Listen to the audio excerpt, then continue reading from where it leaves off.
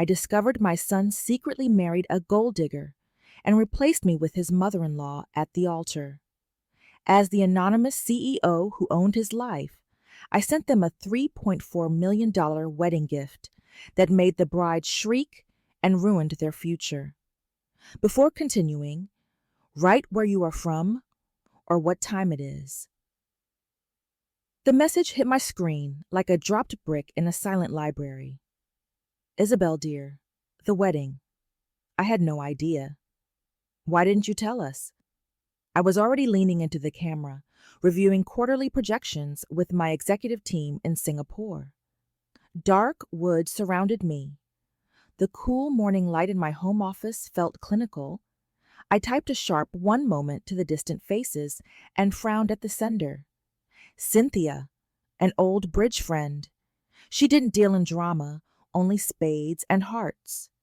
This wasn't a game. Tell you what, Cynthia, I typed back, my fingers suddenly cold on the expensive aluminum. Your son, Julian. The wedding. It's simply stunning. The bride is beautiful. He looks so happy. A profound icy numbness started in my chest and spread like a lethal venom. Wedding? My son, Julian, the handsome, charming general manager of the Aura penthouse in New York, was too busy for lunch, let alone a marriage.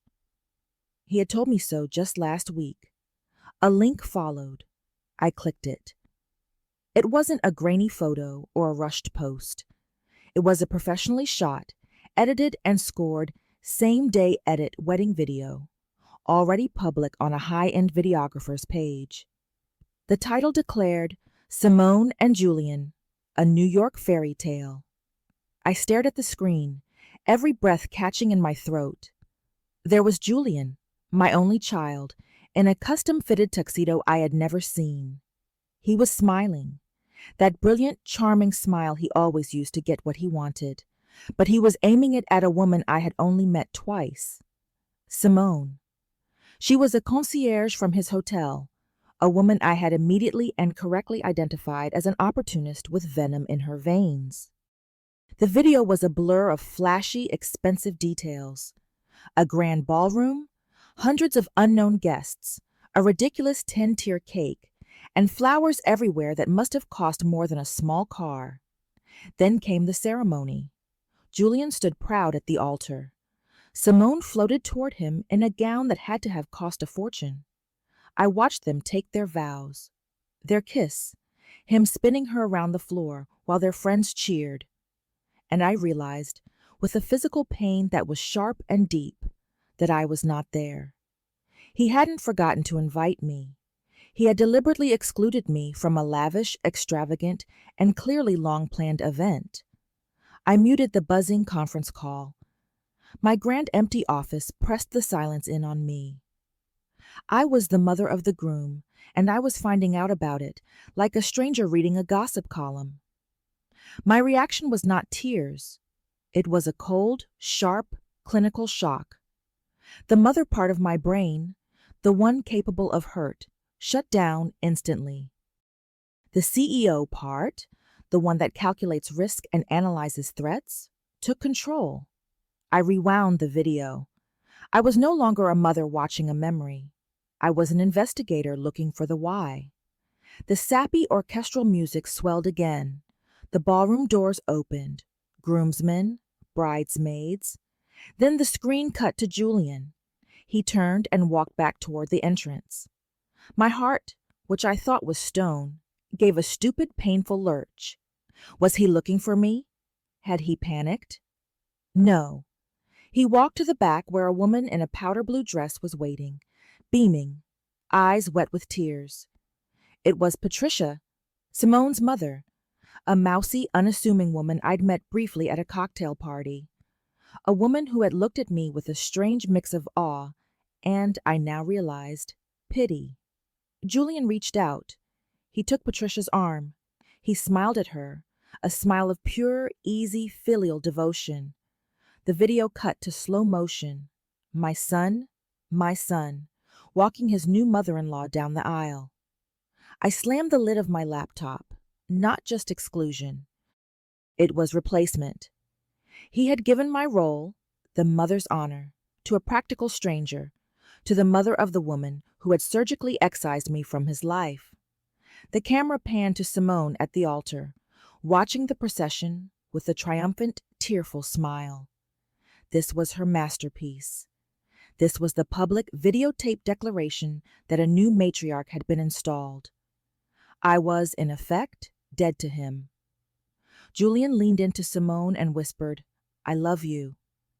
The look on his face, free, proud, was the look of a man who believed he had successfully pulled off a difficult operation. He had asserted his independence, cut the cord, and used my heart as the scissors. The humiliation was absolute. This was a public execution of my role, posted online for my friends, my colleagues, my rivals to consume. The video was not a celebration. It was a trophy. I closed the browser. A profound, almost peaceful calm settled over me. The wounded mother was offline. The CEO who built an empire from nothing, who stared down hostile boards and ruthless competitors, was now in full control. I was looking at a hostile takeover. Julian and Simone thought I was Isabelle, the retired, controlling, moderately successful widow, living vicariously through her son. They believed my money was old and modest. They thought my constant check-ins were the meddling of a bored parent who wanted the spotlight. They had no idea who I truly was. My name is Isabelle Dvaro. I am not retired. I am the anonymous founder, 100% shareholder, and active CEO of the Aura Group, one of the most exclusive and profitable luxury hospitality chains in the world. We don't just manage hotels. We are the hotels. We are the real estate. My modest career was merely the foundation for a global empire. I am the architect of that empire. I had orchestrated Julian's entire career as a 30-year test of character, trying to protect him from the entitlement that ruins wealthy children. I let him believe his charm and average college degree had earned him everything. His career was a lie, a beautiful, expensive, and carefully constructed lie, all funded by me. And he and his opportunistic new wife had just spit in my face, publicly declared me dead, and replaced me. All while living in my house, spending my money, and basking in the success I had handcrafted for him. They had failed the test, and in doing so, they had just initiated a termination proceeding. The air in the office grew colder, thinner. They thought they had secured their kingdom, but they had no idea that the queen they had just dethroned was the one who owned the castle, the throne, and the very air they were breathing. My hands went straight to the keyboard, hunting for the central finance portal. Julian had always been soft. He had my smile but his late father's spine, which is to say, none at all. When I set him up as the general manager of my flagship New York property, the Aura Penthouse, it was meant to be a golden cage, all the trappings of power, none of the risk. The Aura Penthouse is not just a hotel. It's a 70-story tower of exclusive private residences and 50 penthouse guest suites that go for $30,000 a night. It is the core of my universe. Julian was the face, the chief handshaker. The real GM was a man named Arthur, a terrifyingly efficient man who reported directly to me and whose main job was to manage Mr. Julian. Julian lived in the GM suite, a $10 million full-floor apartment, for free. He earned a salary of $300,000 a year, a stipend from my personal trust. He also had an unlimited corporate MX for hotel operations, whose statements I personally reviewed every month for 3 years. All I asked in return was a weekly check-in, but he and Simone had twisted that into micromanaging. "Julian," I told him a month ago, "I'm not micromanaging. I'm asking why the food and beverage costs are 30% over budget." "Simone says you're just jealous that I have my own life now." He'd snapped back, a new defensive edge I knew came directly from her. Jealous? Isabelle Dvaro, with a net worth that could buy his entire life 1,000 times over, was jealous of a 28-year-old concierge. The audacity was breathtaking. Simone had been systematically isolating him, framing my legitimate business oversight as toxic emotional control. She had won. She had convinced him to cut me out. Now my crisis was no longer a family tragedy. It was corporate fraud. I knew Julian had requested 2 weeks off, citing personal wellness. I had approved it, playing the indulgent mother. Now I knew the wellness trip was a secret honeymoon. My fingers flew across the keyboard, and I opened the Aura Group's central finance portal. This was my real dashboard, showing every dollar spent on every corporate card in real time. I filtered by employee, J. Sterling. The recent charges flashed across the screen, sharp and unforgiving.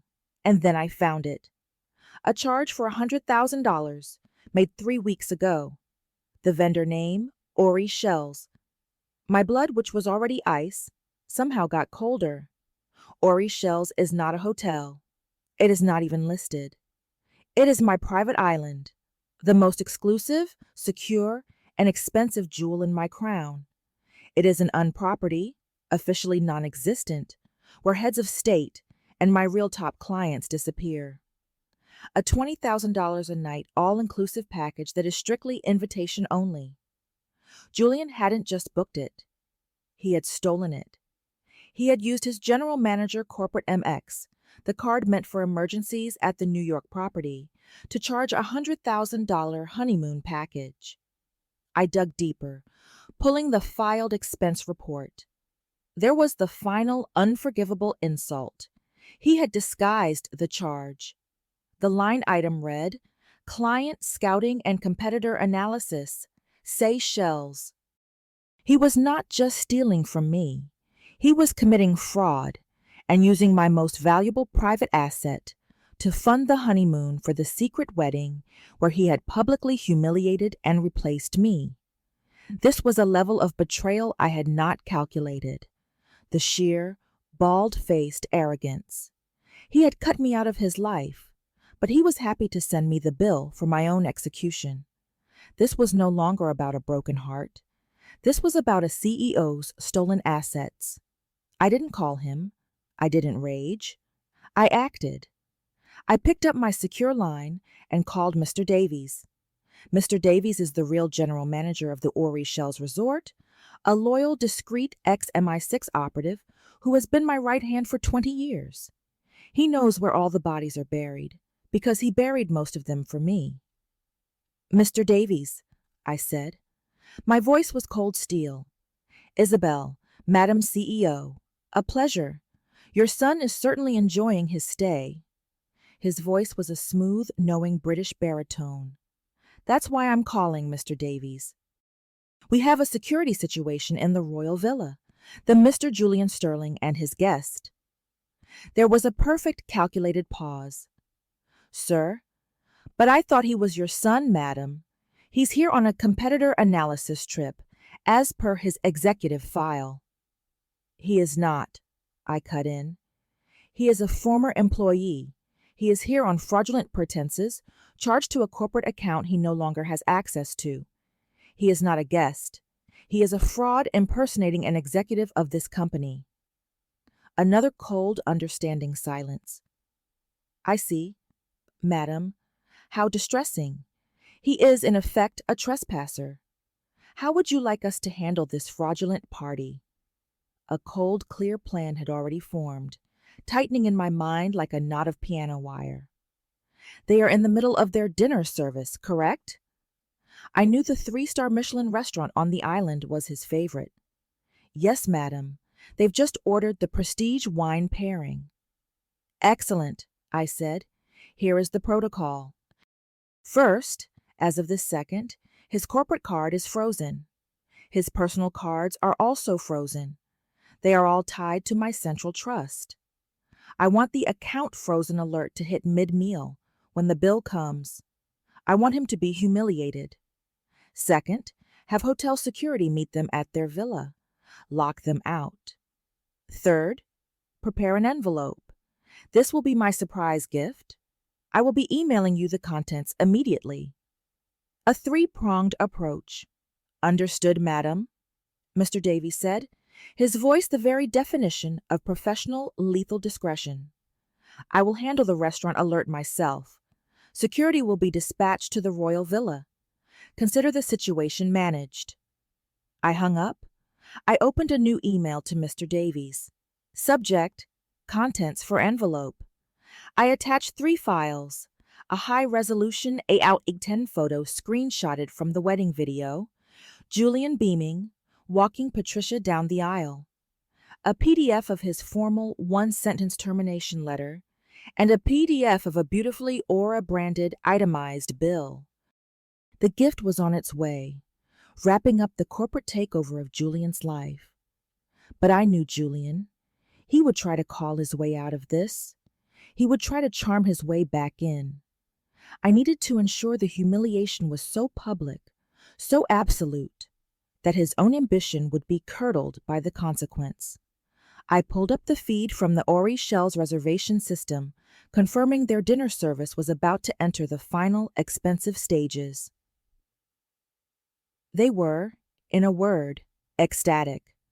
Ori Shell's was a private 500-acre island of impossible curated beauty.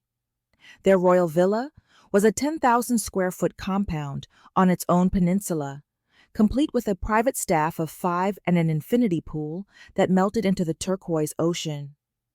Julian and Simone had lived a life unimaginable to them for 3 days.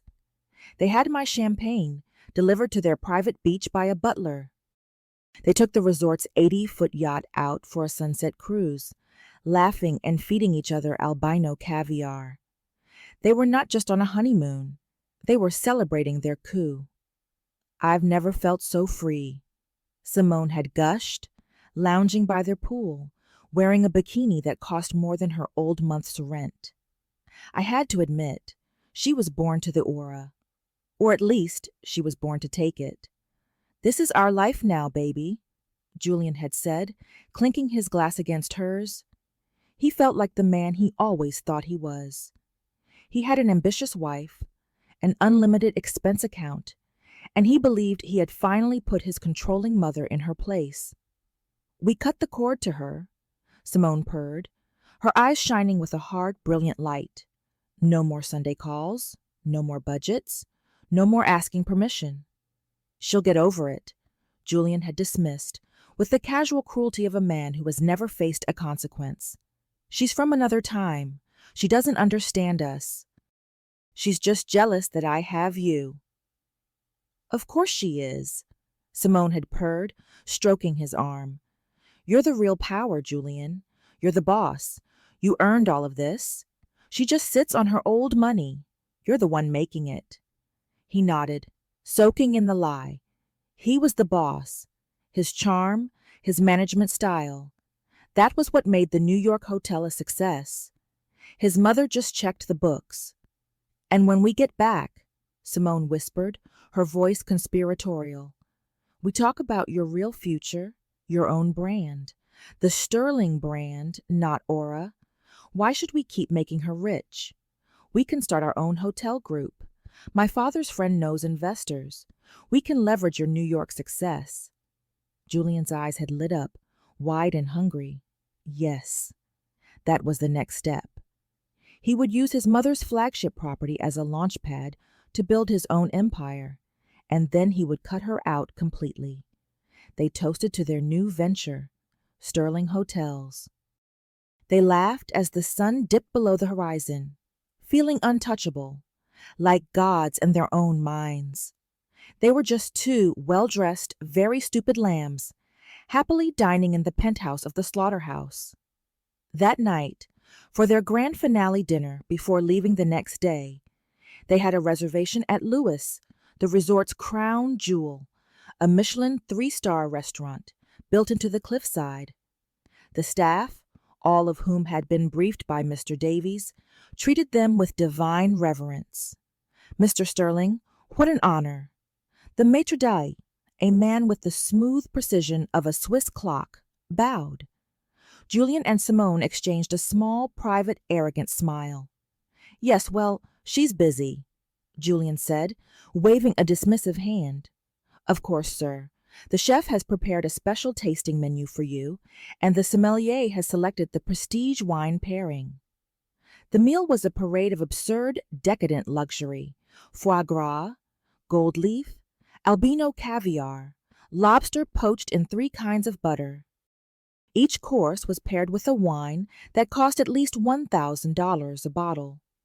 Julian and Simone, now fully convinced of their own godhood, lapped it up, talking loudly about their plans for Sterling hotels and the tacky design of the New York lobby, the lobby I had designed.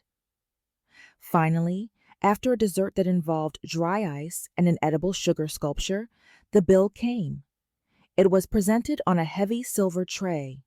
Julian, performing for his new wife, didn't even look at the total. He just pulled out his executive corporate black card, my card, and handed it to the nervous young waiter. Here you go. A few minutes passed. Mr. Davies returned to the table. He was holding the card between 2 fingers as if it were a dead insect. Mr. Sterling, he said, his voice a mask of deep professional regret. I am so terribly sorry. This card has been declined. Julian's smile froze mid-performance. What? That's impossible. Run it again. We have, sir. 3 times, Mr. That's Davies said, his face a perfect sculpture of pained empathy. The message from the bank is account frozen. Frozen? Julian laughed, a high brittle sound. That's absurd. It's a server error. Fine. He huffed, annoyed, and dug in his wallet for his personal card, the one tied to his salary, the salary I also paid. Try this one. My mother is probably updating her systems. She's so analog. Mr. Davies took the card, walked away, and returned 30 seconds later. Sir, he said, his voice now grave, I'm afraid this one is also declined. What? Julian was no longer smiling. The message, insufficient funds. The restaurant was silent. The real clients, the real billionaires, were all politely, quietly watching. Simone's face, a moment ago flushed with wine and victory, was turning a blotchy, ugly red. Julian, she hissed, her eyes wide with mounting terror. What is going on? This is humiliating. It's her, Julian sputtered, low and furious. She's doing this. That controlling witch. She's trying to ruin our honeymoon. Mr. Sterling, Mr. Davies said, holding up a small, elegant tablet. I'm sure it's a simple mistake, but the bill, it is substantial. Julian and Simone just stared at him, their blood turning to ice. They were on a private island, thousands of miles from anywhere, and they didn't have a single dollar to their names. We'll sort it out in the morning, Julian stammered, trying to regain his boss persona. Just charge it to the room. We're in the royal villa. Of course, sir, Mr. Davies said, bowing again. My apologies for the inconvenience. Julian stood, grabbed Simone's arm, and stalked out, his face a mask of thunder. The music stopped. The charade was over. They were walking away from an unpaid 4-figure bill, hoping the manager of the world's most exclusive resort would simply forget it. They had no idea Mr. Davies was waiting for them to reach the villa gates before making his second call. Bo. I cannot believe her, Julian seethed, marching along the lush, torchlit jungle path back to their villa. She's a child, a petty, jealous child. How dare she pull a stunt like this? Just because she wasn't invited to my wedding, she's trying to punish me. She's not punishing you, Julian, Simone hissed, her voice shaking with rage. She's punishing me. This is because of me. She hates that you're free. When I get my hands on her. They arrived at the grand carved wooden gates of the royal villa. Julian swiped his key card at the electronic lock. Beep boop, red light. He frowned. He swiped it again, harder, rattling the gate. Beep boop. Red light. What is wrong with this place? He yelled, shaking the heavy wood. This is unacceptable. Good evening, Mr. Sterling. A man stepped out of the shadows. He was not a resort employee. He was wearing a sharp, dark suit and a military-style earpiece. It was Mr. Thorne, the resort's head of security, flanked by two uniformed guards. Mr. Thorne, what's going on? My key won't work, Julian demanded, trying to project authority. Yes, sir, Mr. Thorne said, his voice polite but utterly cold. Your security access has been revoked. We were instructed to wait for you. Revoked by who? By Aura Group ownership, sir. Mr. Thorne held out a large, heavy, cream-colored envelope, embossed with the Aura logo. This is for you. A surprise gift, I was told.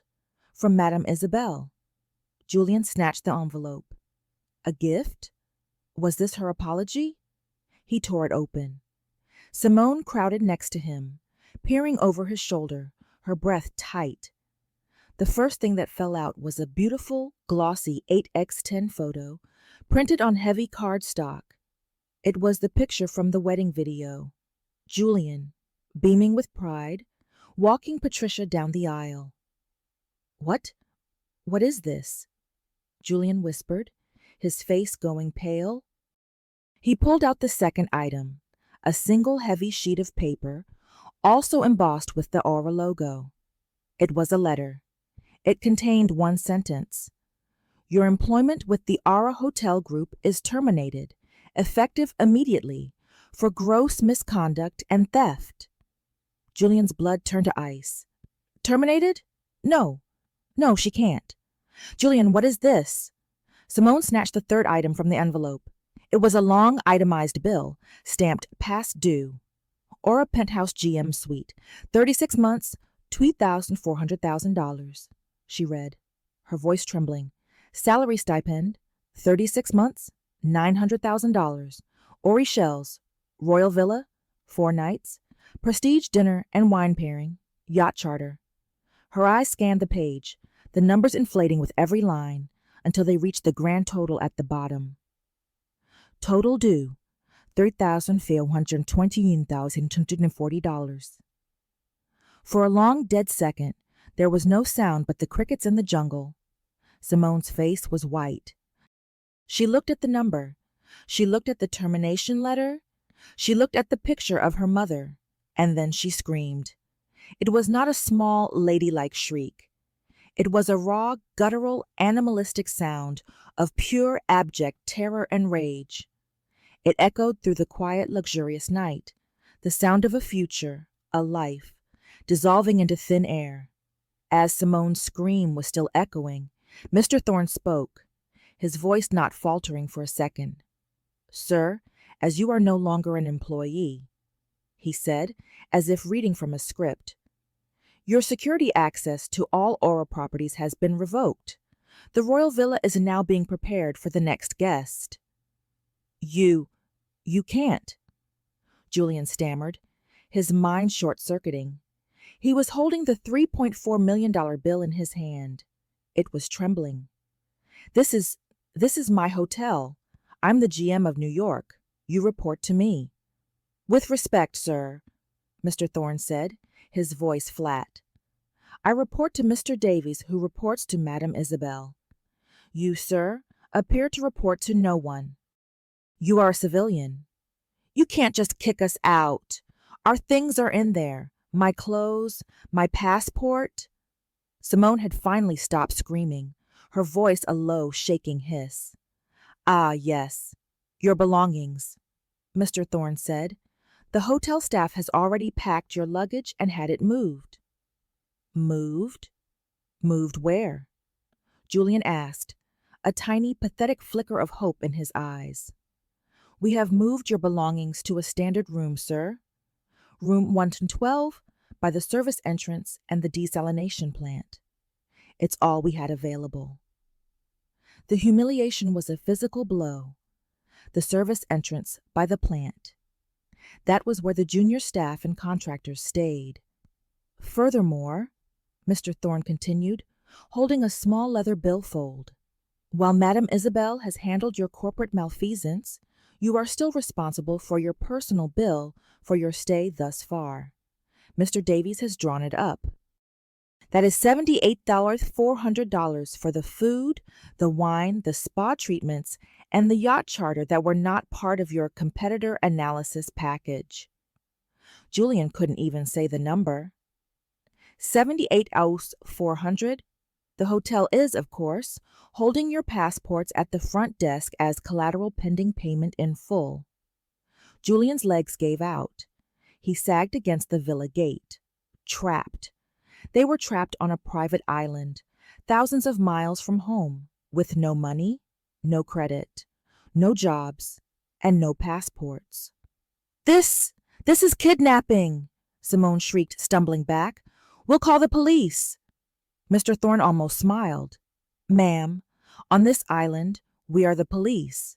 And I assure you, theft by an employee is a very, very serious crime here. Madame Isabelle was merciful in choosing to handle this as a civil rather than a criminal matter. I would advise you to take the room. He gestured, and one of the other guards stepped forward, holding a simple plastic key card. Room 112. The bellman will show you the way. Julian took the key, the crumpled $3.4 million bill, sliding from his numb fingers and scattering on the manicured path. The standard room was a prison cell disguised as hospitality. It was small. It had one queen bed, not the California king they were used to.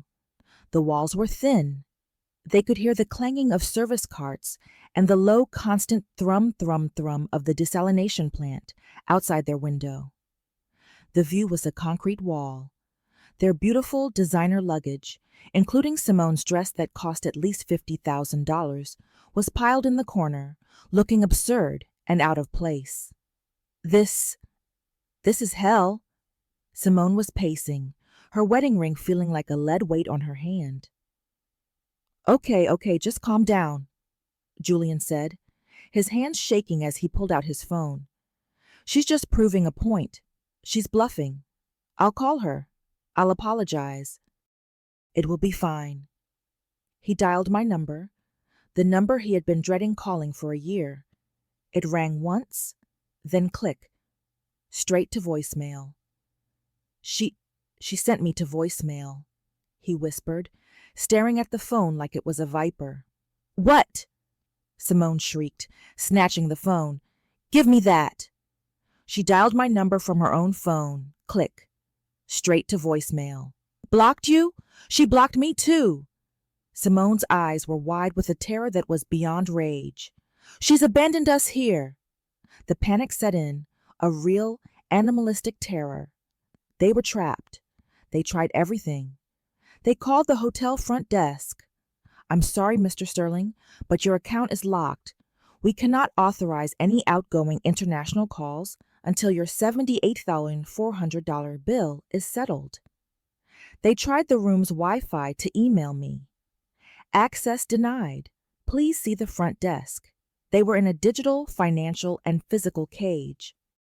For the next 10 hours, they sat in that small beige room, the thrumming generator their only companion, and descended into hell. Julian used the inter-resort-only phone to call my landline, then Mr. Davies, then Mr. Thorne, and finally, my voicemail. Over and over. My phone, sitting on my desk back in New York, lit up with 99 missed calls. I listened to the cascade of voicemails one by one. The first was Julian, angry. Mom, this isn't funny. You've made your point. Turn the cards back on. We're on our honeymoon. The next, Simone, threatening. Isabelle, you have no idea what you've done. I'm calling a lawyer. This is false imprisonment. An hour later, Julian panicked. Mom, please. Okay, I'm sorry. I'm sorry I didn't tell you about the wedding. It just happened so fast. Please turn the cards on. We can't leave, Mom. 3 hours later, Simone weeping. Please, Isabelle, please. I'm sorry about... About my mom. We just want to come home. I'll tell Julian to apologize. Just please. The last one, time-stamped at 4 a.m. Seychelles time, was Julian. His voice was a broken, unrecognizable whisper. Mom, I'm scared. I'm so scared. I don't know what to do. I'm sorry.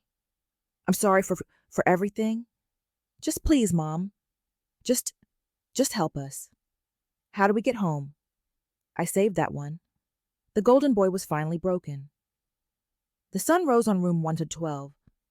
Julian was huddled on a small, uncomfortable chair, staring at the concrete wall. Simone sat on the edge of the bed, her face a mask of dried tears and smeared mascara. The silence was dead. Simone looked at Julian, really looked at him for the first time. He wasn't the golden boy. He wasn't the boss. He was a 30-year-old unemployed man in a cheap room with no money, no power, and no future. He was a fraud.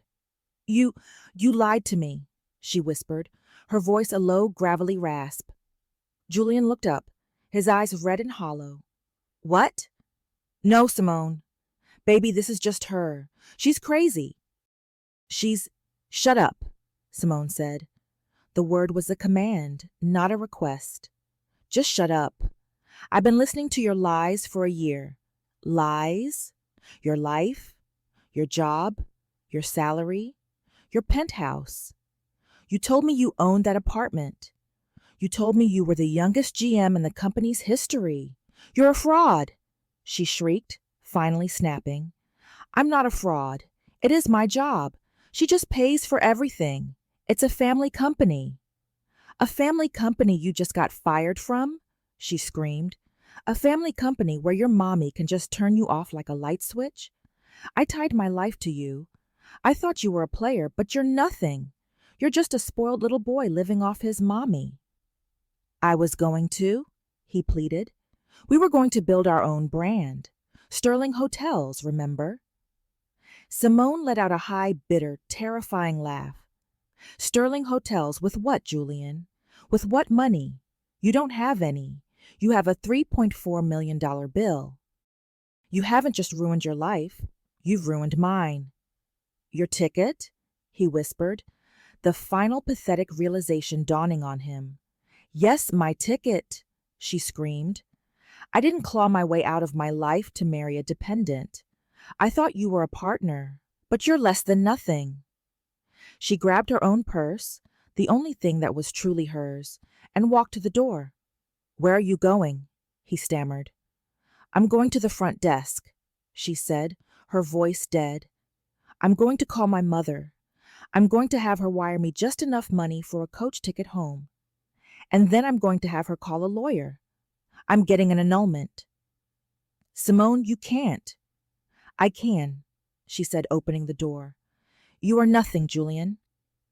She walked out and slammed the door, leaving him alone in the small beige room with the relentless thrum, thrum, thrum of the generator.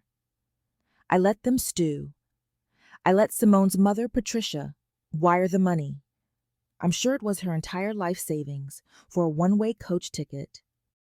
I let Simone leave the island and her new husband without a single backward glance. I left Julian alone in that room for another 24 hours. Finally, after 3 full days of silence, I unblocked his number. It was 1 p.m. in Ori Shells. My phone rang instantly. I picked it up. Hello, Julian, I said. A long, hollow silence. Mom. His voice was a rasp. How do I get home? I sat in my study, looking out at the garden. I felt nothing but closure. You are a 30-year-old man, Julian, I said, calm and clinical. You wanted to be independent. You wanted to be your own man. You're on an island. There are planes. There are also boats. I'm sure you can manage it. Mom, please. I have no money. I can't. Please, Mom. You are a sterling, Julian, I said, using the name his wife had been so fond of.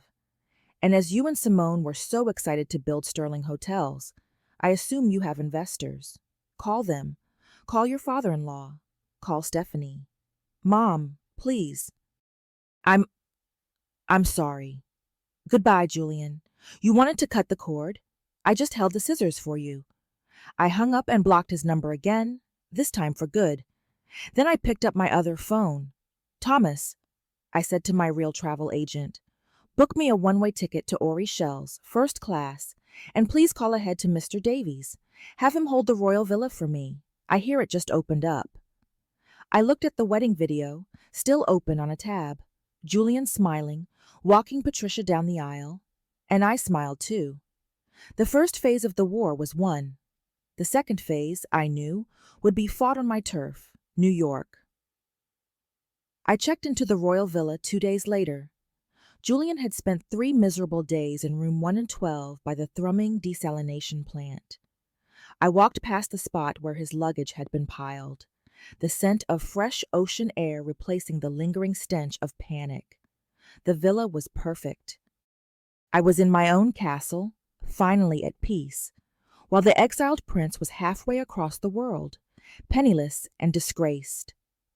I sat on the edge of the infinity pool Julian had enjoyed, dialing Arthur, the real general manager of the Aura penthouse. I didn't want the New York fallout to bleed onto my island retreat. Arthur, I said, looking out at the turquoise sea, I need a forensic review of J. Sterling's final 3 months. Every expense, every meeting, every contract signed. Assume the worst. Madam Isabelle, Arthur replied, his voice efficient and clipped, I'm already in his old office. The $10 million suite is being purged. The accounts are frankly a disaster. His micromanagement complaints to you were his way of covering up the fact he hadn't checked the books in 6 weeks. We have at least $100,000 in unaccounted for operating expenses that look suspiciously like payments to wedding vendors, disguised as local vendor partnerships. The corporate fraud was worse than I thought. Not just the honeymoon, he was using the Aura Group to fund the wedding itself. Log them. Do not pay them. Send the invoices to Julian's last known private email, I commanded, a gift for his new life. Arthur paused. He's back in the States, correct? His guest, Simone's mother, a Mrs. Patricia, wired enough money for a coach ticket off the island, the full amount for the $78,400 personal bill, paid via international transfer from a small-town bank in Ohio, labeled Family Support Loan. Patricia, the mother-in-law who walked down my aisle. The unwitting accomplice had paid the ransom. My stomach twisted with a momentary wave of shame. Patricia's entire life savings were likely gone, used to bail out my foolish son and her opportunistic daughter. That shame was immediately followed by a cold calculation. I didn't owe Patricia a thing, but she was a liability. She was the one soft point in my meticulously managed narrative of Julian's termination. 3 hours later, the liability materialized. I was on a secure video line with Arthur when a private ping broke through the firewall, a direct message on the Aura Group's public corporate line, routed via a low-level sales email. The sender was Patricia. I dismissed Arthur and answered the call. Patricia appeared on my screen, looking mousy, small, and terrifyingly resolute. Her face was pale, and her eyes, still red from weeping, were hard. Isabelle, she started, not bothering with courtesy. I want my money back. I wired $78,400 to your island resort. Mrs. Patricia, I said, keeping my voice level and cold. That money covered the private services your daughter and my son consumed, and the resort services were rendered. I have the receipts. The debt belongs to them. That money was my future, my retirement, she cried, tears finally flooding her eyes. Julian said it was a mistake. He said you were just punishing them for the wedding, that you'd pay it back the moment they got home. Julian lied to you, Mrs. Patricia, just as he lied about his entire career. He was terminated for corporate fraud. The debt of $121,140 for the GM suite and stolen salary still stands. The $78,400 is the least of his problems. Patricia leaned into the camera. She risked a vulnerability ping, hoping to appeal to me as a mother. He's just a boy, Isabelle. He made a mistake. Oh, you can't ruin him over this. Simone says he was under immense pressure. He's a 30-year-old man who publicly replaced his mother and stole $100,000 from his company to fund the betrayal. I countered. He is not my responsibility anymore. She took a sharp breath, her hope shrinking, replaced by threat. If I don't see that $78,400 back in my account by morning, I'm calling the police. I'll go to the press. I'll tell every gossip column in New York that the anonymous CEO of the Aura Group is a spiteful woman who blackmails elderly women and illegally detains travelers. Your reputation, Isabelle, might be as anonymous as you wish, but the Aura name is public. You're harassing my daughter. She's getting an annulment. She doesn't deserve this. The threat was real. Social stakes were rising to financial and legal. She didn't want money, not really. She wanted Julian's job back. Mrs. Patricia, I said, my voice dropping to a dangerous calm, you have committed extortion, attempting to leverage my company's name for personal gain. If you leak one word of this, I will file a formal complaint with your local prosecutor regarding the wire transfer fraud, and I will name Julian as the primary subject in the $3.4 million corporate lawsuit. Do not confuse my mercy with weakness. I cut the connection before she could reply. I watched her image freeze, a pale, tear-stained face staring into the lens, rage and desperation locked together. The initial shock of the wedding was over. Now, the battle was moving to the courts, pulled there by the greed of my former daughter-in-law and the desperation of her mother. I had underestimated the speed with which the consequences would chase Julian home. He would not just be penniless. He would be legally radioactive. I immediately called Arthur again, overriding my own instructions. I need all of Julian's files, his old work computer, his desk, his personal hard drive, everything. I need proof of malice. I need to know what else he stole. Arthur replied with a single ominous line. We already found something, madame.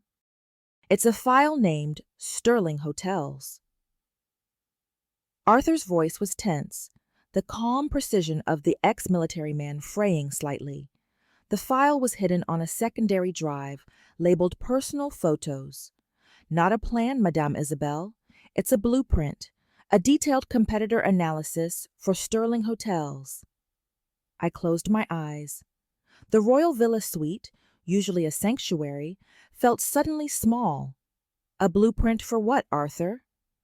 The name is Sterling Hotels Target Acquisition Model. It details how to leverage Julian's New York success, meaning the Aura penthouse, to launch a rival chain. It includes a specific client poaching list, focusing on the 5 most valuable repeat customers at the $30,000 a night guest suites. It even had projected revenue metrics using our internal, non-public data. It wasn't just betrayal. It was corporate espionage, premeditated and calculated, using my resources to destroy me. The wedding, the fraud, the replacement, all of it was a grand exit strategy. Arthur continued, navigating the file. There's more, madam. He wasn't just planning Sterling Hotels. He secured funding. We found a letter of intent from a venture capital firm. They agreed to a $5 million seed investment, contingent on Julian presenting verifiable performance metrics from his time as GM of a leading New York luxury property. Julian had inflated the Aura penthouse's metrics, using the success I manufactured for him, my empire, to steal $5 million from unwitting investors who thought they were backing a brilliant young self-made hotelier. He used his $300,000 salary as collateral to land a $5 million fraud. I whispered, tasting the bitterness of my own failure. I had built him a golden cage.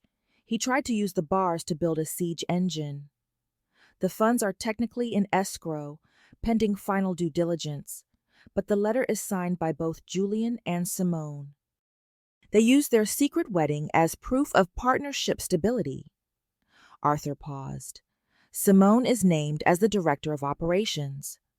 The betrayal was total. Simone wasn't just an opportunist looking for a rich husband, she was a ruthless co-conspirator. The photo of Julian walking her mother down the aisle was just a symbol. The $5 million letter of intent was the weapon. Arthur, you have proof of a multi-million-dollar fraud and premeditated corporate espionage. Copy everything, secure the originals, and contact my legal counsel, Ms. Eleanor Vance. Tell her we are accelerating the civil suit for the $3,421,840 debt, to include RICO charges for corporate racketeering. Julian tried to banish the Queen. Now he gets to meet the law. I hung up, heart hammering against my ribs. I had wanted a clean termination. Julian and Simone had just escalated the stakes to public financial ruin. 2 hours later, while sipping a clean glass of water, my personal cell rang. It was Eleanor Vance. Isabelle, we have a problem. A legal maneuver of pure spite. Julian? No. Simone. Her lawyer is a vulture named Alan Rourke.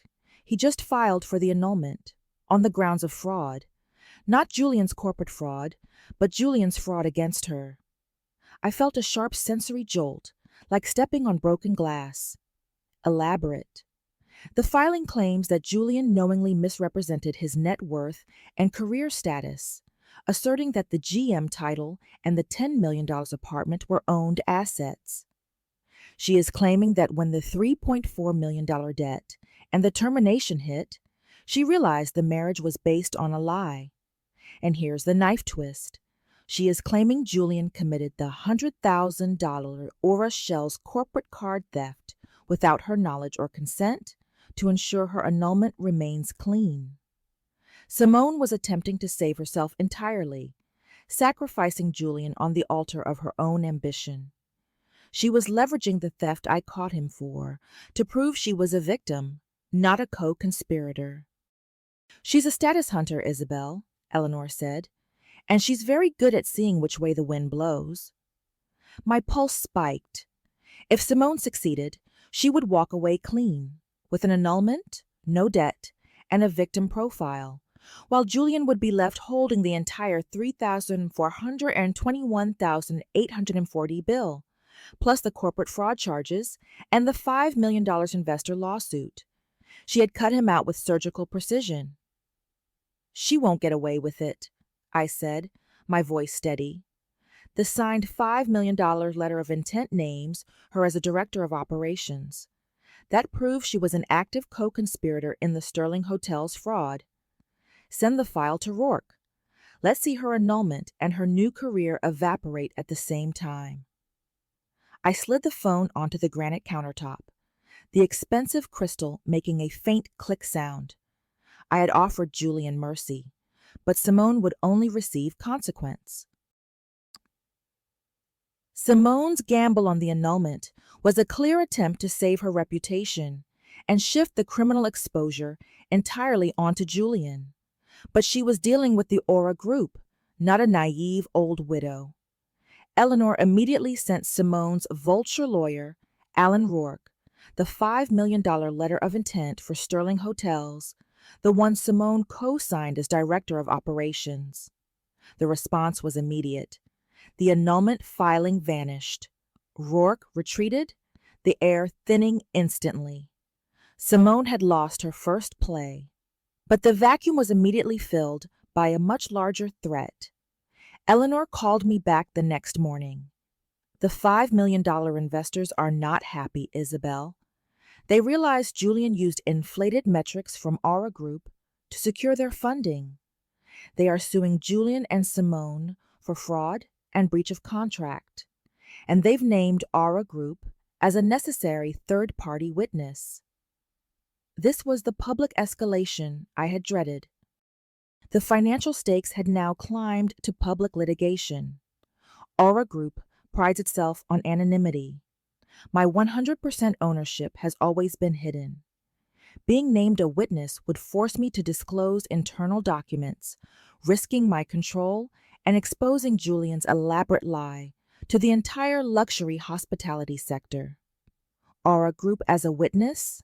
I asked, my knuckles white on the railing of the villa balcony. Yes. They need us to confirm Julian was not the brilliant young hotelier he claimed to be, that his success was fabricated, and that the financial data he presented was false. It forces your hand, Isabelle. You can maintain your anonymity and tacitly support the fraud, or you can testify and expose Julian completely, along with the source of his lie. Julian, back in the States and desperate, must have been reeling. He was trapped between my civil suit for $3,421,840, the investor's fraud suit for $5 million, and Simone's annulment attempt that had just evaporated. 2 days later, Arthur called me from New York. Madam, Julian is here. He somehow got into the building and is sitting in the lobby. I felt a surge of cold control. Let him wait. I flew back to New York on my private jet that afternoon. My pulse hammered against my temple. I had to look strong. I walked straight through the main entrance of the Aura penthouse, the entrance I had designed, and found Julian slumped on a leather couch in the lobby. He was dressed in a rumpled suit, his face thin and unshaven, the handsome charm completely gone. He looked like a frightened boy. He saw me and shot up, desperation flooding his eyes. Mom, I knew you'd come. I'm so sorry. I'm so sorry about the wedding, about everything. It was Simone. She put pressure on me, Mom. She convinced me you didn't trust me. He was trying the charm again, the same maneuver he'd used since he was 10 years old. Don't, I said, lifting a hand to stop him. Save the apologies. They cost me $3,421,840, and I'm not buying. Mom, please, just turn the card back on. I'll go back to Arthur. I'll pay the $78,400 personal bill. I'll make the $3.4 million payments. I'll check in every day.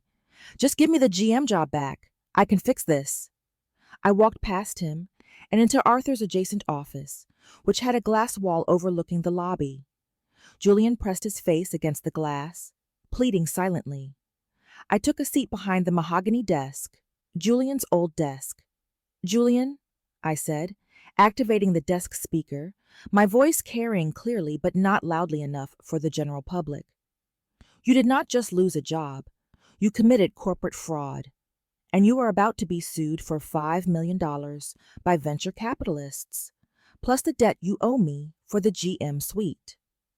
I pulled a document from my bag and slid it under the glass partition. It was the formal legal claim Simone had filed for the annulment, the one where she threw him entirely under the bus for the $100,000 theft. Read this. This is your wife's belief in you. She tried to get out clean and leave you with all the debt. She used your lie to try and save herself. Julian's jaw locked.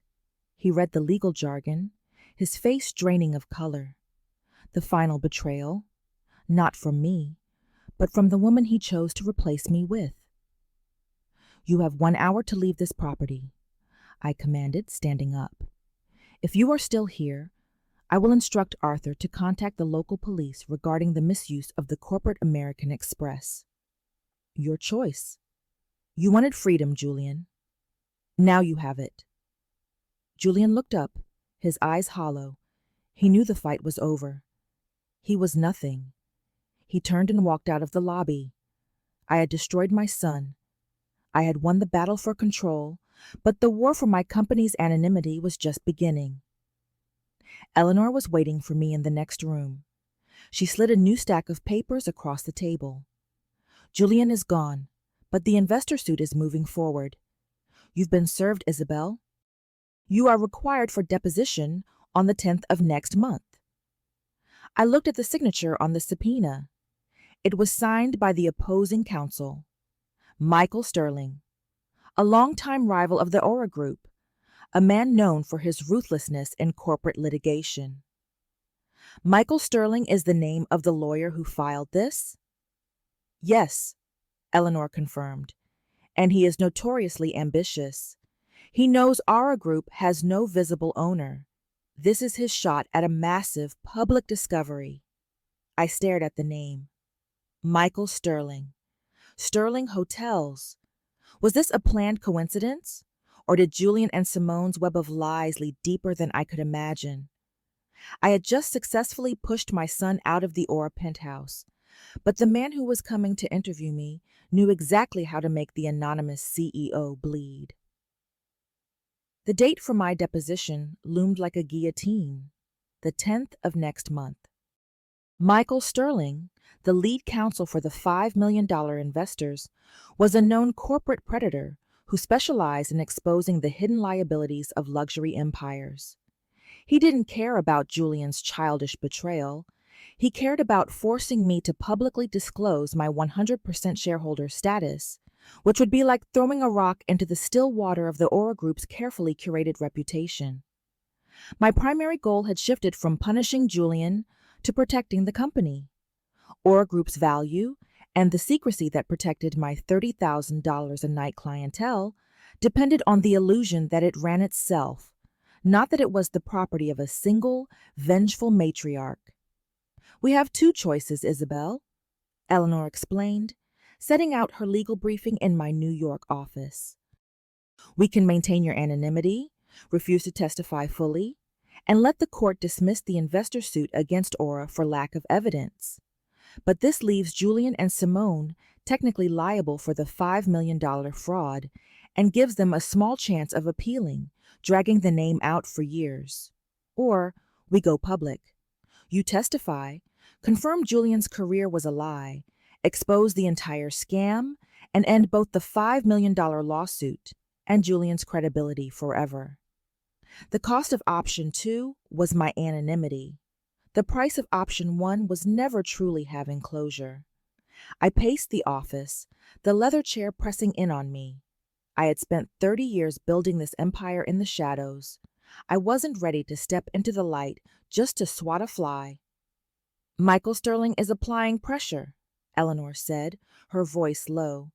He knows this is our weakness. He's already given a few carefully worded, off-the-record quotes to the financial press, hinting that the shadowy ownership of New York's most exclusive real estate might be tied to fraud and mismanagement. The market is already starting to buzz. He's forcing us out. I had to buy time. I had to secure the final evidence of Julian's malice before publicly sacrificing my privacy. We are going with a stall, I decided. Arthur and Mr. Davies are now my compliance team. I want every single receipt from Julian's $300,000 salary account, every expense report, every email, all of it. I want 100,000 pages of irrelevant, distracting paperwork filed with the court as discovery materials. Flood their legal department. Make them drown in paper. It was a classic corporate tactic, death by document. My team worked for 3 days straight, creating mountains of PDFs detailing every linen order and every wine purchase Julian had ever made. Arthur discovered that Julian had purchased Simone a $50,000 starter ring using the unlimited corporate MX card, disguising it as an executive incentive bonus for an unnamed employee. Another $50,000 in theft. I had the final piece of evidence I needed: greed, premeditation, and repeated criminal theft. The $3,421,140 debt, the $100,000 honeymoon theft, and the $50,000 ring theft. He had, in effect, sent me a $3.5 million receipt for my own emotional execution. Michael Sterling immediately filed a complaint about the discovery abuse. He was furious. It gave me the leverage I needed. I called Eleanor. Tell Mr. Sterling I will agree to a private, non-public mediation immediately. I will bring the one file that will end the entire $5 million lawsuit in 5 minutes. If he agrees, he gets a win. If he refuses, I continue to stall until the 10th. Sterling, desperate for a quick win to satisfy his investor clients, took the bait. He agreed to meet 3 days later in a secured conference room at Eleanor's offices. I was prepared to offer him the Sterling Hotel's blueprint, the proof that Julian and Simone had malicious intent to poach clients. This document would end the investor suit instantly, proving Julian used their money for a competing enterprise, not a legitimate one. As I walked out of the Aura penthouse for the mediation, my head held high, I gave Arthur one final instruction. Arthur, on the 10th, regardless of the mediation outcome, I want a disclosure filing prepared. We are going public with the truth. If I have to destroy my anonymity to destroy my son, so be it. I was ready to sacrifice the queen to take the king.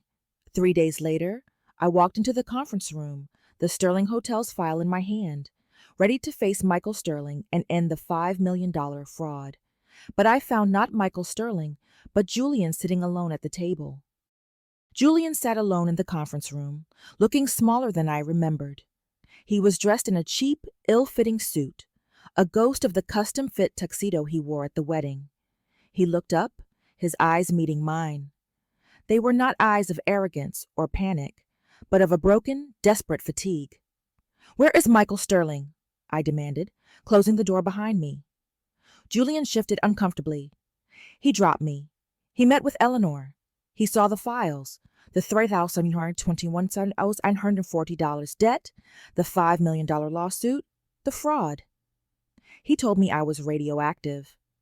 He said he was going to settle with the investors for the lowest possible amount and cut all ties. I stared at him, my hand still holding the Sterling Hotel's folder. Michael Sterling was gone, taking his big public case with him. The threat of my anonymity being compromised was gone. Julian had become too toxic for even the corporate predators. "Simone, she's getting the annulment," Julian whispered, the final nail in his coffin. Rourke used the $100,000 corporate card theft as proof I lied to her. She gets to walk away clean. She was a co-conspirator, I stated. She was smarter than me, Mom. She saw the end coming. She traded me for her freedom. He looked down, shame covering him like a cheap blanket. I should have known. She looked at you and saw the competition. She looked at me and saw the prize. He finally risked a look up, attempting one last raw appeal. I messed up, Mom. I was stupid. I thought I was free. I thought the aura was mine. I didn't want to ask for permission anymore. I wanted you to be proud. He was touching the open wound, the one thing he knew could hurt me. I felt the familiar cold pressure on my chest, but the CEO part of my brain was still in command. I was proud of you, I said. I built you a world where you could never fail. All you had to do was show me basic respect. All I asked was that you check in with me, your boss, once a week. You saw that as control. She saw it as a lifeline to cut. I slid 2 items across the table. The first was the picture from the wedding, Julian beaming, walking Patricia down the aisle. The second was the Aura-branded itemized bill for $3,421,840. This is your crime, Julian, I said, my voice clinical. The picture is the betrayal. The bill is the cost of your execution. You didn't just cut the cord. You tried to replace the foundation of your life with a lie, and then expected me to pay for the scissors. I opened the Sterling Hotel's file, sliding the letter of intent across to him. And this is the final lie. You plan to steal my clients and compete with the company that gave you a free $10 million apartment and a $300,000 salary. You didn't want independence. You wanted entitlement without accountability. You failed the test. I stood up. I didn't cry. I didn't rage. Closure. The experiment was over. The $5 million investor lawsuit will be dismissed. The Sterling Hotel's file proves your sole intent was fraud, ending their claim. Simone walks away clean. You, Julian, walk away with the $3,421,840 debt, the stigma of a corporate fraud claim, and the knowledge that the job, the money, and the life you believed you earned were all just a fiction I created. He looked defeated, ruined, the golden boy finally recognizing he was just a penniless jester. "How do I get home?" he whispered, repeating the broken plea from the voicemail. "You are a sterling, Julian," I repeated, letting the name hang heavy between us. "Call your father-in-law. Call your friends. Figure it out. I just held the scissors for you." I walked out of the conference room. The next day, Eleanor filed the final motion. The Aura Group had reached a settlement with the investors, and as part of the filing, I was named as the 100% shareholder, publicly confirming Julian's lie and ending his credibility in one swift, final move. The stock briefly dipped, then surged as investors realized the company had a single, decisive, and ruthless leader. I flew back to Ori Shells that evening. My jet landed softly under the cover of night. Mr. Davies was waiting for me on the tarmac. "Welcome back, Madame Isabelle," he said, his smooth British baritone a welcome sound. "The royal villa is perfectly prepared." I looked back at the lights of the New York skyline, shimmering with the ambition Julian had mistaken for his own. I had wanted him to be free of entitlement. He had just received total, absolute, and penniless freedom. I stepped into the car. "Mr. Davies," I said, settling into the leather seat, "let's order a bottle of the Prestige wine pairing, the one that costs $1,000 a bottle. I feel like celebrating." The car pulled away, taking me toward the royal villa and the sound of the ocean, leaving the silent, ruined life of Julian Sterling behind me. If this story resonated with you, leave a like and consider subscribing. You can also drop any comment below, even just one word. Maybe tell me where you're watching from, or what time it is right now. Sometimes one word is enough to say you were here.